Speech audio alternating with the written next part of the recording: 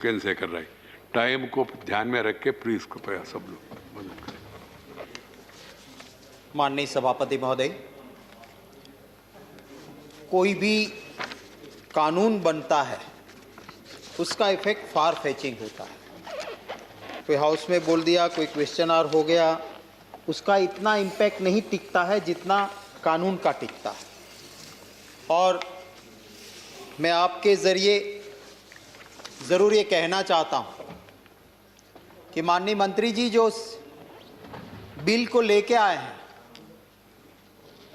उसके ड्राफ्टिंग में, बिल को तैयार करने में जो कमज़ोरियाँ रखी गई है वो मैं आपके ज़रिए माननीय मंत्री जी और इस गृह के सामने रखना चाहता हूँ। एयरपोर्ट अथॉरिटी विधेयक,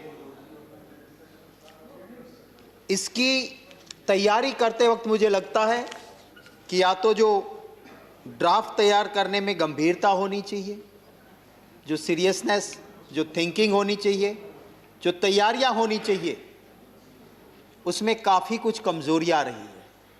या फिर हम कुछ जानबूझ के ऐसा करना चाहते हैं कि जिससे नाम तो हम दे देंगे, कॉम्पीट करना है, पर कॉम्पीट नहीं करना है, कॉम्प्रोमाइज़ करना है, किसी न किसी को दे देना है। इसके लिए क्या ये कमजोरी हमने छोड़ी है? जिस तरह से सारे एयरपोर्ट एक दोस्त के लिए नाम चल रहे हैं, क्या ये पोर्ट भी किसी एक दोस्त के नाम पे करने के लिए हम ये मेहनत करके ये तो लेके नहीं आए हैं कि पहले एयरपोर्ट्स हो गए दोस्त के नाम, अब सारे बंदरगाह, 12 बंदरगाह है, वो भी दोस्त के नाम करने के लिए तो ये लेके नहीं आए हैं। मैं उपसभापति महोदय जी, आपके जरिए जो ड्राफ्ट में कुछ कमियां हैं वो पहले सामने रखना चाहता हूं। सेक्शन 3, इसमें इन्होंने कहा एक बोर्ड बनेगा, जो बोर्ड में 13 सदस्य होंगे। Out of this 13 members, 7 members are private members. 13 में से 7 आप प्राइवेट मेंबर्स रखते हो और फिर कहते हो कि हम निजीकरण नहीं कर रहे हैं। आपकी बात पे विश्वास कहां से आएगा? आपने बोर्ड मेंबर्स निजीकरण के लिए रखे, आपने प्रावधान किया, पर कहीं पर भी उसका क्वालिफिकेशंस, आपने उसकी एक्सपर्टाइज, उसका एक्सपीरियंस ये नहीं रखा। होगा क्या कि 14 में से 7, माने more than 50% private members, no proper qualifications. फिर वो क्वालिफिकेशन क्या होगा रखने का? यस बॉस, यस मिनिस्टर करने वाले लोग वहां आ जाएंगे। आपको अगर कॉम्पीट करना है प्राइवेट से, तो आपके पोर्ट में एक्सपर्ट लाने के लिए आपके कानून में प्रावधान होना चाहिए। वो कानून में प्रावधान आपने नहीं रखा है। चेयरमैन और डेप्यूटी चेयरमैन, माननीय उपसभापति महोदय जी, ये चेयरमैन और डेप्यूटी चेयरमैन जिसके पास पूरा अधिकार होगा वो इस बोर्ड को चलाएंगे, पूरी सत्ताएं उसमें निहित हो रही है। उसको कौन चयन करेगा? उसको चयन करने के लिए आपने कहा है कि एक ऐसी सिलेक्शन कमेटी होगी, जो सिलेक्शन कमेटी आपको चेयरमैन और वाइस चेयरमैन का सजेशन देगी। अब ये महत्व की 2 जगह को सिलेक्ट करने वाली जो सिलेक्शन कमेटी है, उसका कॉन्स्टिट्यूशन ही अनक्लियर है। आपकी सिलेक्शन कमेटी का कॉन्स्टिट्यूशन कहीं पर भी उसमें क्लैरिटी नहीं है कि कैसी वो कमेटी होगी। माननीय उपसभापति महोदय जी, ये रिप्रेजेंटेशन जो दिया गया है, ये जो मेजर पोर्ट्स है, 12 मेजर पोर्ट्स है, और ये मेजर पोर्ट्स के हाथ, पांव और आत्मा अगर कोई है तो वहां मजदूरी करने वाले, वहां काम करने वाले कामदार हैं। आपने उसका प्रॉपर रिप्रेजेंटेशन नहीं दिया है। आपने कहा है वहां पे जो एम्प्लॉइज है उनके 2 लोग रहेंगे, और बिजनेस कम्युनिटी के आप कितने रख रहे हो?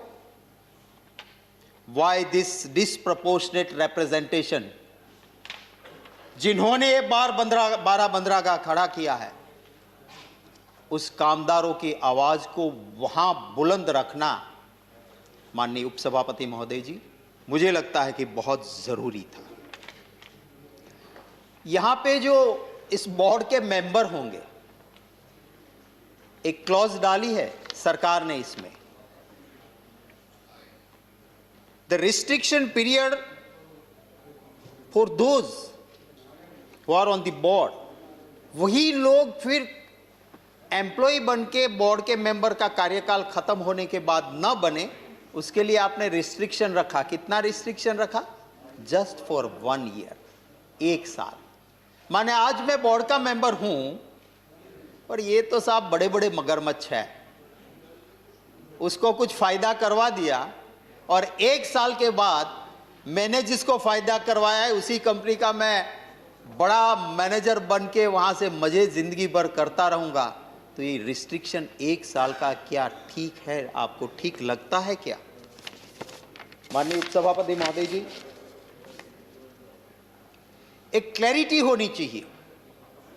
Port related use and non port related use. मैंने पूरा बिल देखा, port related use and non port related use, कोई क्लैरिटी इसमें नहीं है। ये बंदरगाह, 12 महाबंदरगाह हमने जो खड़े किए हैं, 12 मेजर पोर्ट्स, वो किसी एक सरकार की अस्कियामत नहीं है। इस देश की प्रॉपर्टी है, नेशनल प्रॉपर्टी है, और उसको संभालना हम सब की जिम्मेवारी है। सरकारें आएगी, सरकारें जाएगी, दोस्तों को फायदा होगा नहीं होगा ये मत सोचो। ये देश की संपदा को संभाल के रखना है, उसकी चिंता करनी होगी। और जब कानून ऐसा आएगा, उस कानून में आप इतनी खिड़कियां रखोगे कि जहां से बड़े बड़े लोग आके आपको तो थोड़ा बहुत फायदा दे देंगे, पर आपका बंदरगाह कल आपका नहीं होगा। आज हम जाते हैं ना एयरपोर्ट पे, जहां पहले इस देश का, उस शहर का, महान हस्ती का नाम रहता था, आज आपके दोस्त का नाम का एयरपोर्ट हो गया है। उसी तरह ये 12 बंदरगाह की भी हालत इसी तरह की हो जाएगी। अगर हम इस कानून को ठीक से लाना चाहते हैं, इसके ड्राफ्ट को आपको ठीक करना होगा। आप इस बिल को स्टैंडिंग कमेटी को भेजिए। कम से कम आप बिल को, पहले गया था स्टैंडिंग कमेटी में, और वो स्टैंडिंग कमेटी में से आने से पहले वो लोकसभा भंग हो गई, इसलिए जो स्टैंडिंग कमेटी की भी रिकमेंडेशन थी आपने नहीं मानी है। ये मत समझो कि मुझे पता नहीं था कि स्टैंडिंग कमेटी में गया था, मैं सोच समझ के बोलता हूं। और वो उसके बाद, वो लैप्स होने के बाद आप जब बिल लेके आए, तो क्या आपकी ये जिम्मेवारी नहीं थी? माननीय उपसभापति महोदय जी, बैठे बैठे कमेंट की तो मैंने थोड़ा सा डायरेक्ट जवाब दिया, पर आपके थ्रू में ये कहना चाहता हूं कि उसी स्टैंडिंग कमेटी ने आपको कुछ सिफारिशें की थी, और उसी सिफारिश में ये भी कहा था स्टैंडिंग कमेटी ने कि port related use and non port related use, उसको ठीक से डिफाइन करो।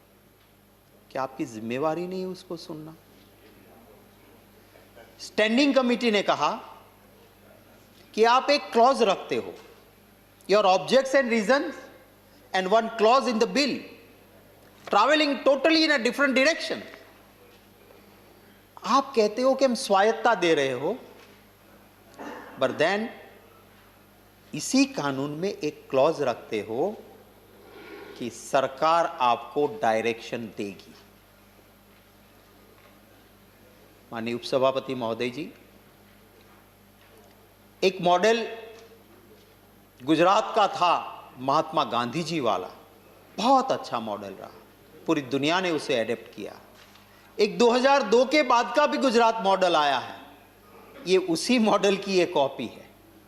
इसमें क्या होता है कि अलग से कुछ कर दो, एक क्लॉज में सरकार के पास पावर रखो, कंट्रोलर एंड ऑडिटर जनरल का लिमिटेशंस कर दो और फिर मनमानी करते रहो। और कल को कुछ होता है तो मैंने कहाँ किया था, वो तो उस बोर्ड ने किया है, उसको तो मैंने स्वायत्त बना दिया था, ये अधिकार तो उनके थे। ये उसी मॉडल को आज यहाँ इम्प्लीमेंट करने जा रहे हैं, उसी बात का मेरा विरोध है। मैं माननीय उपसभापति महोदय जी, माननीय मंत्री जी जो है वो मेरे राज्य के भी है, मेरे डिस्ट्रिक्ट के भी है। मैं उनकी ज़्यादा तारीफ नहीं करूंगा, क्योंकि मैं तारीफ करूंगा तो उधर से उनका पत्ता कट जाएगा। मेरे जैसा यहाँ जैसा नहीं है कि इंटरनल डेमोक्रेसी है, कोई तारीफ भी कर दे तो भी उसका वही सम्मान खुशी होती है, वैसा नहीं है। इसलिए मैं ज़्यादा मनसुख भाई जी की बहुत तारीफ नहीं करूंगा। मेरे अच्छे दोस्त थे, पारिवारिक रिश्ते रहे उनके साथ भी। मैं जी आप इधर वो आता है सर। मैं तो बिल्कुल माननीय उपसभापति महोदय जी का इतना शालीन चेहरा है, उन्हीं को देख के बात करता हूं, पर कोई रोक टोक होती है तो मैं भी एक ह्यूमन बीइंग हूं, उधर ध्यान तो जाएगा। मैं ये आपके जरिए माननीय मंत्री जी को कहना चाहता हूं कि आप अगर विकास की बात करते, आप अगर डेवलपमेंट की बात करते, तो एशिया का सबसे बड़ा शिप ब्रेकिंग यार्ड गुजरात के भावनगर डिस्ट्रिक्ट में अलंग में आया। आप वहां पे थोड़ा, माननीय मंत्री जी दे रहे ध्यान, मैं कहता हूं आप और थोड़ा अपना पावर, अपना गुजरात कनेक्शन जो यूज करना है करके ये कहिए कि अलंग शिप ब्रेकिंग यार्ड को अगर आपको डेवलप करना है तो आप जो कानून 2019 में लेके आए हैं, आज तक उसका इंप्लीमेंटेशन नहीं हुआ है, इसको कर दीजिए। आप बाहर से री रोलिंग के लिए जो स्क्रैप आता है उसके ऊपर ड्यूटी माननीय उपसभापति महोदय जी 0 कर दी, और दूसरी ओर अलंग में जो जहां जाता है, जिसको तोड़ने में मजदूर को मजदूरी मिलती है, जहां से ट्रांसपोर्टर को काम मिलता है, छोटे मोटे बहुत लोग वहां पे जुड़े हुए हैं, सिर्फ शिप ब्रेकर का सवाल नहीं, बहुत को रोजी मिलती है, उसके ऊपर आपने 2.5% कस्टम ड्यूटी रखी है। तो 0 और 2.5 वो दोनों के बीच में कंपटीशन कैसे रहेगी? अगर आपने इंपोर्टेड स्क्रैप 0 कस्टम ड्यूटी की है तो शिप ब्रेकिंग के अंदर शिप के ऊपर भी कस्टम ड्यूटी आपको 0 करनी होगी। आप कहते हो कि ये बोर्ड बनाने से बहुत फायदा हो जाएगा, कंपटीशन आ जाएगी। मैं आपके जरिए माननीय मंत्री जी को कहना चाहता हूं कि उसी अलंग शिप ब्रेकिंग यार्ड आज एक बोर्ड के नीचे है, उसके साथ काम करने वाले लोगों को जाके आप पूछिए कि इस बोर्ड से आप कितने खुश हो। इसके बजाय तो सरकार से पाला होता तो ज्यादा अच्छा होता, ये वो लोग वहां के लोग कहेंगे। माननीय उपसभापति महोदय जी, जो 12 बंदरगाह की हम बात करते हैं, हम दुनिया के 16वें नंबर का ऐसा बड़ा देश है जिसके पास समुद्र तट बहुत बड़ा आया हुआ है। पर इसके साथ साथ हमें समझना होगा कि जब हम इस तरह के कानून लाके कि जहां मेरे जैसे नहीं एक्सपर्ट लोगों की भी दहशत है कि ये कानून सिर्फ दोस्तों को बंदरगाह बैकडोर एंट्री के लिए है, और आज के आपके 12 मेजर पोर्ट्स कल उन्हीं दोस्त के नाम हो जाने की ये चिंता सबको हो रही है। तो मैं ये कहना चाहता हूं कि देश का सबसे बड़ा समुद्र तट जो हमारे देश, दुनिया के 16वें नंबर के कंट्री पे भारत देश है, पर हमें ये भी नहीं भूलना चाहिए कि हमारी बॉर्डर पे पाकिस्तान आया हुआ है। 1660 किलोमीटर का समुद्र तट जो है वो गुजरात का है, पाकिस्तान से लगी हुई सीमा है। कंडला पोर्ट आपका, ये 12 बंदरगाह में से आने वाला भी इस कानून के जरिए इसी में आ जाएगा। और वहां पे अगर आप ऐसा बोर्ड बना रहे हो जहां 14 में से 7 मेंबर प्राइवेट मेंबर है, जहां पे बहुत सारी कानून में ही क्षतियां रही हुई है, जहां पे बहुत सीधे तरीके से दिखता है कि ये कल बैकडोर एंट्री करके प्राइवेटाइजेशन की ओर जाएगा, तो दिक्कत क्या होगी साहब?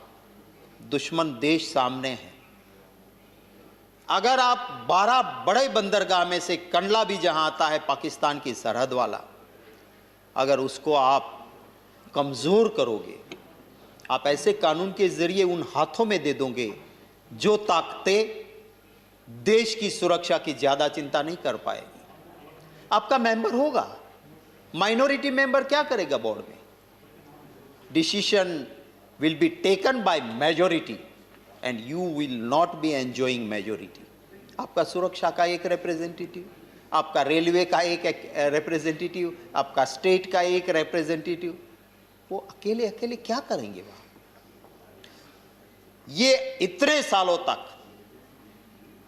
जो 12 बंदरगाह हमारे हाथ में रहे हैं, वो अगर इसकी क्रेडिट किसी को जाती है तो ऐसे ही गृह में बैठने वाले, लोकसभा और राज्यसभा में बैठे वाले, हमारे से पहले बैठने वाले बहुत ही बुद्धिमान सांसदों ने जो कानून पारित किया था, आपको पुराना लगता है, आपको उसमें सेक्शंस ज़्यादा लगती है, बट अगर दोनों को साथ साथ रख के कोई भी आदमी पढ़ेगा तो लगेगा कि आपके इस कानून के ड्राफ्ट से कहीं बेहतर कानून आज मौजूदा कानून है।